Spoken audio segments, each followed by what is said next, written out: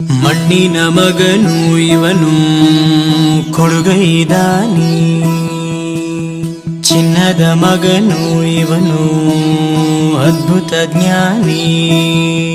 ಜನಸೇವೆಗೆಂದೇ ಹುಟ್ಟಿರುವ ದೇವರ ಕುಲವೋ, ಇವರ ನೆರಳೆ ಬಡವರಿ.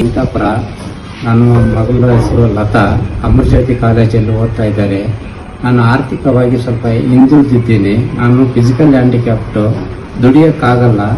ಆದ್ದರಿಂದ ನನಗೆ ಸಾಹೇಬರು ಆಂಜುವಾಸ ಸಾಹೇಬರು ನಮಗೆ ಆರ್ಥಿಕವಾಗಿ ಮಾಡ್ತಾರೆ ಅಂತ ಬಂದು ನಮಗೆ 20-30 ಸಾವಿರ ರೂಪಾಯಿ ಅನುಕೂಲ ಮಾಡಿಕೊಟ್ಟಿದ್ದಾರೆ ನನ್ನ ಮಗಳ ವಿದ್ಯಾಭ್ಯಾಸಕ್ಕಾಗಿ. ಅವರು ದೇವರು. ನಾವು ನಮ್ಮ ಕುಟುಂಬ ಎಲ್ಲ ಅವರಿಗೆ ಋಣವಾಗಿ ತಲೆಬಾಗಿ ಕೈ ಮುಗಿದ್ದೇವೆ. ನಮಸ್ಕಾರ ಮಾಡುತ್ತೇವೆ.